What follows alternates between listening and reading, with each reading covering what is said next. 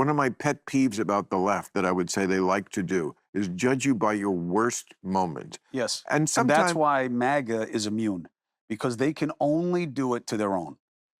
Donald Trump is truly the Teflon Don. The media cannot take him down because his people reject the basis of the criticism.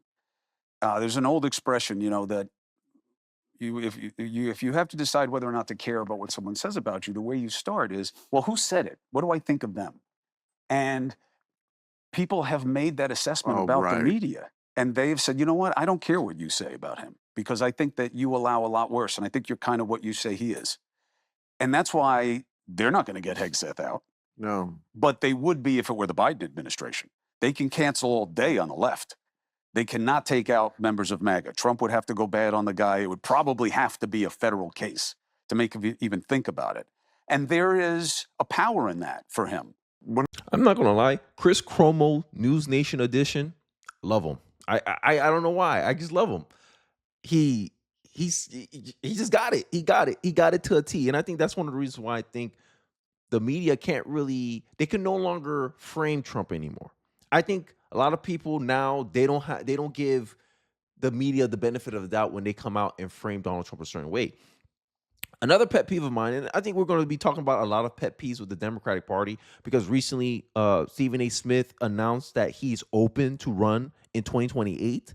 I think that's big news because it shows that the politicians that are tried and true, that are qualified, they don't know how to message to the American people. And the left, it seems like their strategy is to shift more to, I want to say he's a mouthpiece, but shift more to support Stephen A. Smith in an attempt to kind of message to the American people. Because here's 2019 Bernie Sanders, and this is another pet peeve of mine. How you go 6 years later into going against tariffs when you made an articulate argument for tariffs. Here's Bernie Sanders on tariffs in 2019. I believe in trade, but I believe in fair trade, not unfettered free trade. I do not believe that we should be shutting down factories in America and having corporations run to desperate countries where people are paid $1 or $2 an hour. I don't believe in that. The function of trade is not made just to make large corporations wealthier. Tariffs? When tariffs are necessary, absolutely. We'll use all the tools that we have. Makes sense, right? And that's another pet peeve of mine, right? Democrats sit here, they say, oh, we're so tolerant. You guys are so hateful, right? This is the picture of the left. This is why the left don't deserve power. This is why the left can't message to the average American person. This is why. Because they'll say your hate is offensive, yet there's polls out there showing that there's, amongst the left, there's 55% of people who believe it's somewhat justified if Elon Musk or Donald Trump is assassinated. These are the people trying to lecture us about political violence. This is where I'm starting to get angry. The left, the liberal woman, and this is why I told you, Democrat women are the least tolerant people politically in our country. You want an example? Here's a clip of Bryon Donalds, right? Possibly has the highest probability in my estimation of being my next governor, because I live here in Florida. And he's getting confronted by these liberal women, and he's trying to have a conversation with them. And they make every argument to dismiss him, don't want to hear him out. Imagine that. You're talking to somebody who has influence in the politics, in the direction your country is going. He has a high chance of being your next governor. And instead of trying to convince him, you're sitting here berating him because he doesn't follow along your orthodoxies. Make it make sense. But this is the left. This is the left. We care what black people think. Than a black person who politically disagrees with you, you don't care about what he thinks. But you have the goal to call other white people racist because they don't believe in DEI. Make it make sense. But let's take a look, because this is kind of the pet peeves of the Democratic Party. This is one of the problems I have with the Democratic Party, is that they love to switch positions when it's convenient for them. All of a sudden, black people's lived experience matters until it's a black person that doesn't align with you politically. Then their lived experience don't matter. Let's take a look at this clip. I'm sorry, ma'am. But as a member of Congress, because I was just in D.C. on Monday for Trans-State Visibility, and I would like you, as a member of Congress, to rise up and support LGBTQ plus youth and stop this fucking insane attack on our children who know who they are. Number one, no. Of course you're not, because you're a fascist. You're a traitor. You're a race traitor and you are a fascist. I asked you a question. You said you wanted me to do so. I said I don't agree. And then you start yelling at me. You call me a fascist. You call me a race traitor. And you want me to agree with you? What are you talking about, ma'am? I'm a constitutionalist. Ma'am, I'm a constitutionalist. I believe in freedom and liberty for everybody. I believe in the U.S. Constitution. I believe in everybody's freedoms and rights. But if I don't agree, hold on. But when I don't agree with you, then all of a sudden I'm a fascist. That's what's wrong. If all you want to do is yell and scream and curse when I don't agree with you, I'm sorry, ma'am. You are now in the 20% of America. You don't need to worry, because you will never get my vote, and you don't live here. I'm gonna be your governor. Trust me. No, you're not. No, you're not. Oh, yes, I am. Yeah. A white person has no place on God's green earth to call any black person a race traitor, right? But this is what black liberals allow, right? Black liberals have the opposite. Oh, white people are racist unless it's a white liberal woman saying you're a race traitor. I don't know what it is with white liberal women. Sorry, I keep making it racial, guys. I'm sorry. I am very sorry for saying this, but I don't know what's wrong with them, dog. They get away with everything. DEI benefits white people.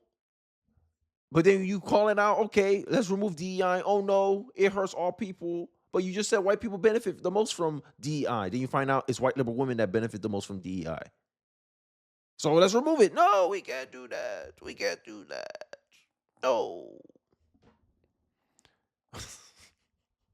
Bro. This is how much work the Democratic Party got to do, bro. That's a lot. This is a lot of work they got to do. A lot of work. So I think this is why Stephen A. Smith is a front runner, because if you got voters like that, they can't even convince people in their own lives about their political opinions. And you have to satisfy people like that to vote for you. I don't want to vote for you. She's literally no logical thinking whatsoever. She's in a state that's been voting Republican, that Donald Trump won. I don't know by how much percent.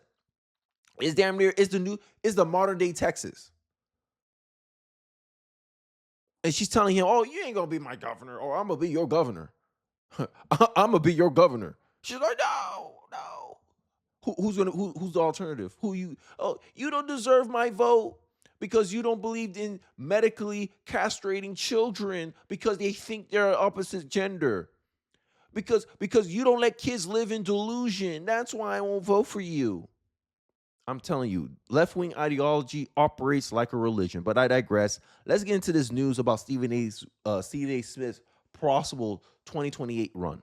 And guess what? Stephen A. Smith made a little bit of news today when he said he is seriously thinking about running for president of the United States. This is him on stage at the National Association of Broadcasters.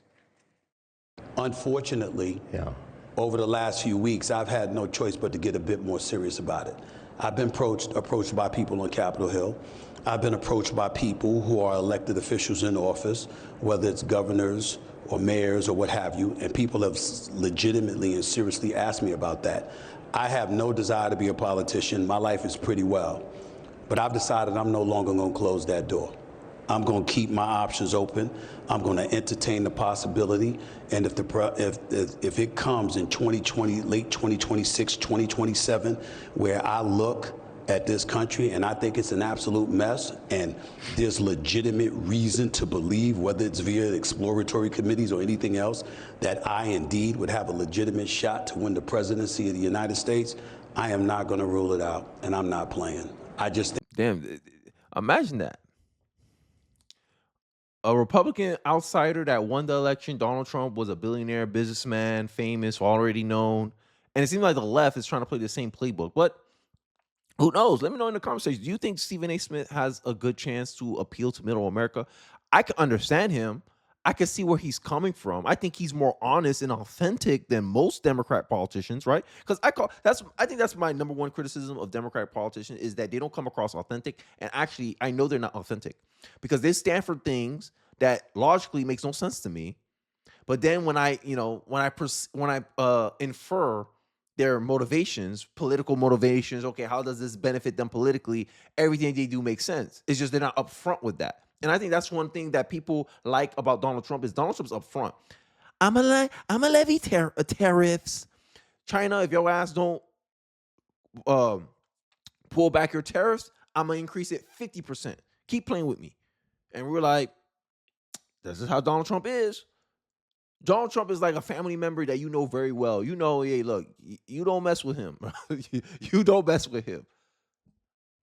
But what about these Democratic politicians? They sit here pretending to be fake tough. They call this man a Nazi, insurrectionist. What else they call him? What else they got all the buzzwords for them, all the corporate word jargon for him, typical of liberal women. All the corporate jargon. Oh, this guy is a so and so. This guy is this. This guy is that. Everyone's like, okay, what these things mean? You can't even explain what these things mean. You don't even know what a misogynist is. And you're sitting here calling somebody something you don't even understand the definition of. Make it make sense because it sounds bad and you want to associate them with bad things. This is brainwashing, grade 1 brainwashing. And the liberal Democrat politician doesn't know how to talk like a regular person anymore. They got a mild speech impediment of Kamala Harris. They only know how to speak in slogans, talking points. They can't sit down and actually try to articulate themselves. Have a Democrat do what Bryon Donalds just did in the clip, in the segment. Let him go to a Republican district somewhere in Florida, in Texas, and try to communicate his ideas of why he thinks men can be women, why we should medically allow children to be castrated, and see how that's gonna go. Oh, you're a bigot because you don't agree with me. That's not an argument. Name calling isn't an argument. I grew up, I don't know. That's why I'm glad I was born in the 90s. In the 90s, they used to teach you if you had to call somebody names, you already lost the argument because you don't have one. And that's the Democratic Party right now. They're a party that calls people names and don't have an argument. And now they have to rely on a sports analyst, Stephen A. Smith, to talk to normal, everyday Americans because they have no ability to do so because they're so isolated. I told you all this all the time. Democrats are in an echo chamber to the point where they can't even communicate with people that don't agree with them. Make it make sense. But they swear to God that conservatives are in an echo chamber. No, it's not. Our echo chambers are not the same. And it shows. You can't communicate to people who don't agree with you. You pretend that you do, but you don't. But I digress. Enough of my ranting. Let's finish out this video. I think that it's a mess right now. I'm not scared. There's a lot that I have to learn. I am no aficionado, make no mistake about it. But damn it, let me hunker down for 2 or 3 months. I'll know the issues. And once that happens, then imagining me on a debate stage with these people, these politicians, this is what I do for a living. And if for no other reason than to stand on the debate stage with tens of millions of people watching, where I get to sit back and talk about what you've been doing as politicians to literally dissipate and disintegrate the quality of America before our very eyes because of your own selfishness. Me having an opportunity to do that, that is what I mean when I say I will eat them alive. Hey, culturally, yes, he will. Hey, I'm being honest. Even that speech right there, you saw him. He talked about, he highlights, when he was on The View, he was the most logical person there. Someone they claim, you don't know nothing about politics. He communicates. Look, if someone told me, Kenny, who's more likely to convince you to vote Democrat? A Stephen A. Smith or a Roland Martin? I'm going to go Stephen A. Smith because he talks to the cultural issues that he can understand where I'm coming from. So from a cultural perspective, I feel like I align more with Stephen A. Smith than a Roland Martin who's just purely a racist. Because I believe in principles. I don't believe in dividing people based on immutable traits they have no control over. American, you choose to be an American. Every day you choose to be an American because one day you can choose not to be an American. I'm going to revoke my citizenship. You can choose any day of the week you can choose to be an American or not. And I decided to align myself with people who made a choice to be something. not someone who just happens to be born a certain way. Oh, I happen to be born black, so therefore you my brother. You ain't my brother. Get out of my face. I will never condone my brother to doing things that actively hurts his community, his family, his image, his brand. I'll never let my brother do that. Black people think that you shouldn't be able to criticize each other because you share skin color. No, that's not how it works in my family. But this is the reality of politics. How is Stephen A. Smith a better communicator than politicians who've been doing it for years? And their only excuse is, you don't know nothing about politics. But okay, but what happened when you lose that excuse? How is it that Stephen A. Smith is able to resonate with people, but you ain't able to? Because the people think you're full of ish. And Democrats, largely, you are. I digress. Let's end off the video. Politicians to literally dissipate and disintegrate the quality of America before our very eyes because of your own selfishness. Me having an opportunity to do that, that is what I mean when I say I will eat them alive. I am not a politician. I don't have a political record for them to lean on. They all do, which means I get to look at your record and what you've done and challenge whether you can legitimately say, not just with the cameras rolling, but in front of my face, that you actually operated on behalf of what was in the best interest of all of America. Who's going to pull that off in front of my face? Good luck with that. I wish they would. Yo, I want Stephen A. Smith to run just so I could watch the Democratic primary. That's the only, that's like, because to me, who's the front runners for 2028? Kamala Harris, yes. Kamala Harris is still the front runner for 2028. Yes, you heard me correctly. Gavin Newsom, maybe. I forgot his name. Josh Shapiro. I think he should be a front runner. Dan Phillips, if they were smart, he would be the front runner. But we'll see. Democratic Party, they're not known to pick their most articulate people. I want Stephen A. Smith on the stage with these people, especially if it's him versus Kamala. Oh, I can't wait to see that. I can't wait to see that. That's must-see TV. Kamala Harris versus Stephen A. Smith. Stephen A. Smith gonna sit here and be like, "Look, you lost the election. You're the first Democrat in 20 years to lose the popular vote. I don't think you should be here. You rose $1 billion over 3 months and still lost the election. You lost all 7 swing states. You made the biggest political blunder of your career by saying that you wouldn't do anything differently than Joe Biden, who had a low approval ratings under 30%. You talk about the border was secure, then we saw Donald Trump finish deporting a bunch of people, and your entire party screamed foul. To the point where you had federal judges appointed by Democrats blocking Donald Trump from deporting people. Criminal illegals you're defending. You oversaw the worst inflation in 40 years in the Biden administration, Kamala Harris. What do you have to say to that? This is what Stephen A. is talking about when he says that you have oversaw the lowering quality of life of American workers, American people, of the working class people. Like, you sit here, you spend a bunch of government money, which causes inflation. Government printing money causes inflation. Democrats, Joe Biden spend the most money during peacetime. Make it make sense. And it made sense that he had the highest inflation rate in 40 years. And Democrats' solutions can't be, we're just going to invest money. We're going to spend money. We're going to spend money. That's one of the reasons why I didn't vote for Kamala Harris. And that was my biggest criticism. Oh, Kenny, you don't want affordable housing? No. Especially if it's coming out of the government's pocket. Hell no, because I'm paying that. $25,000 for what? You're just going to raise prices by that much. Inflation. But you pretend that's corporations inflating people's prices. Make it make sense. But we didn't vote for Kamala because she was a black woman. Get out of my face. Always got an excuse. Democrats always got an excuse. And I think this is why Stephen A. Smith, I think he got a legit chance of actually being the face of the Democratic Party because he don't play this nonsense. He see, hey, look, it didn't work. You think Lakers are the best team? They didn't win the finals. They're not the best team. I don't care what you think. I don't care what your feelings tell you. They're not the best team. Stephen A. Smith is willing to criticize his own side, and I think that's why a lot of people are gravitating towards him and pushing him to run in 2028 because he's willing to say something against the Democratic Party. He's willing to actually give them constructive criticism.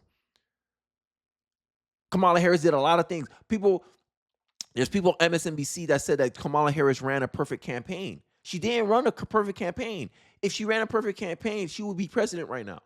That means there's room to criticize her. The biggest critique of Kamala Harris during the 2019 when she lost her she didn't even make it to the first round of primaries in the Democratic side, is that she did not know how to communicate with people of opposing political opinions. She didn't know how to communicate to people who weren't Democrats. And that same thing followed her in this campaign in 2024. That means she didn't learn from her lessons in the past because too many people coddling the black woman. That's the problem. The coddling of the left is actually hurting them. It's actually killing them. Like being suffocated by their mother's love. It's actually killing them. The fact that the media isn't willing to criticize the Democratic Party. The media isn't willing to point out that, hey, Kamala Harris, you were objectively a bad candidate. I have videos where I went to flashbacks of CNN giving analysis about her 2019 run. And that was the biggest criticism. She don't know how to communicate to people who are not Democrats because she's a California Democrat. She don't have the skills to actually learn how to communicate with other people. I think that's one of the reasons why Gavin Newsom is having his podcast, because he realized that's a weakness of a California Democrat. They don't know how to talk to non-Democrats. So he's learning how to talk to non-Democrats to prepare for 2028. But we'll see.